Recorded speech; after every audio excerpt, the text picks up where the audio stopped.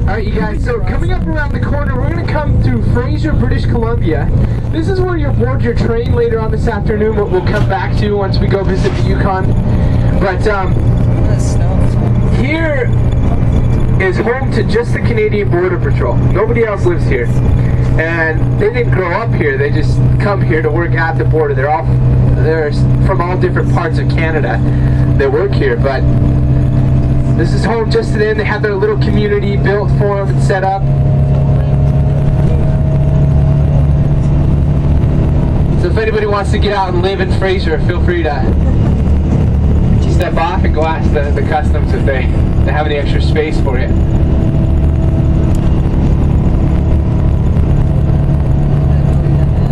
But everybody get their passports out and ready. They're going to want to see your beautiful pictures on your passports just around the corner here.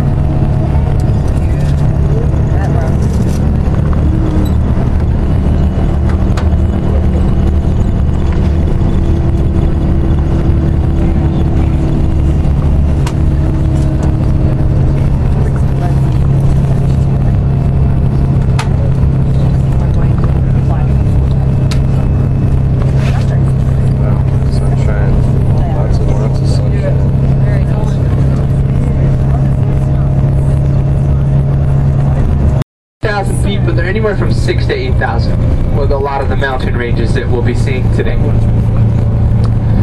Montana Mountain, which is near Carcross, is the highest, which we'll see later on.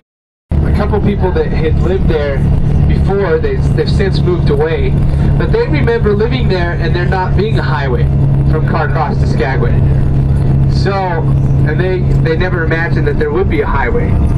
So they wanted a highway to be built. The locals down in Skagway and some other people up further north in Canada, anywhere from the 50s to the 1950s to the 1960s, they wanted the highway to be built, but they couldn't get government support, both on the US and the Canadian side. They couldn't get the funds, I guess you could say. And finally, in the early 70s, they got the government to back it up both on the US and the Canadian side. And they started working on it and finished in 78. Dedicated in 81, so now we have the highway where they can do their freighting now. Now just so you know, your cruise ships are here from the first week of May till the last week of September.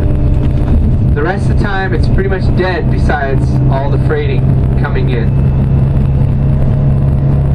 All the people go into hibernation, I guess you could say. Only a few of the companies stay open, so it kind of dies down a little bit. Now, if you can imagine Skagway, I told you anywhere from 6,000 to 10,000 people will have wandered the streets today. But when you go back in town, I want you, it's going to be kind of busy, you know, with everyone that's crowded there. But try and picture 15 to 20,000 constantly in Skagway during the days of the gold rush. That's how many were constantly there. Tents spread out everywhere. And there's pictures that you might be able to see in different books of tents just spread out everywhere. It was a tent city to start out with before